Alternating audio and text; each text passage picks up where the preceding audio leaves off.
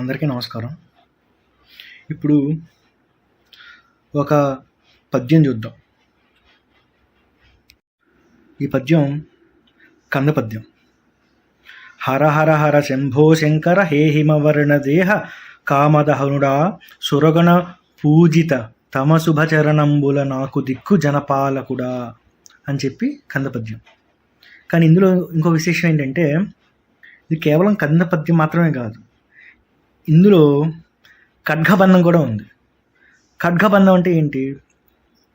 ఒక పద్యం ఖడ్గపాకారంలో, ఖడ్గం అంటే తెలుసు కదా, కృపాణం, కత్తి, ఆ ఆకారంలో ఆ పద్యం యొక్క పాదంలోని ప్రతి అక్షరం సరిపోవాలి. అది ఎలా అయిందో ఇప్పుడు చూద్దాం. హర హర హర శంభో శంకర హే హిమవర్ణ దేహ కామదహనుడా సురగణ పూజిత తమ శుభచరణంబుల నాకు దిక్కు జనపాలకుడా. దీన్ని చూడండి, ఇందాక చెప్పిన పద్యమే. హర హర హర శంభో శంకర హే హిమవర్ణ దేహ కామదహనుడా సురగణ పూజిత తవ శుభ చరణంబుల నాకు దిక్కు జనపాలకుడా.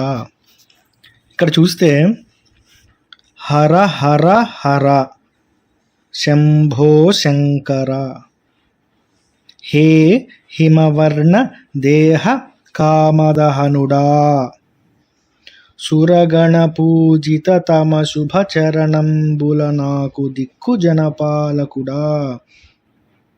చూడండి, మొదటి పదంలో హర హర హర, చూసారా? ఈ రకారం అనేది 3 పదాలకి ఒకటే వచ్చింది. ఇక్కడ ఖడ్గబంధంలో నియమం అనమాట అది.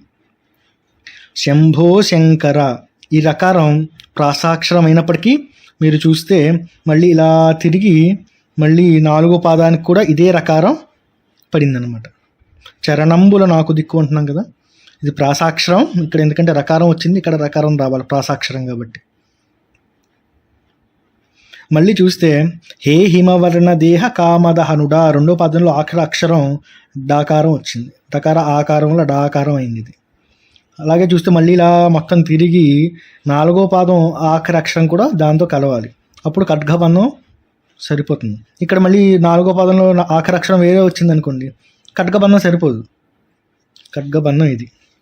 హర హర హర శంభో శంకర హే హిమవర్ణ దేహ కామదహనుడా సురగణ పూజిత తమ శుభ చరణంబుల నాకు దిక్కు జనపాలకుడా. ధన్యవాదాలు.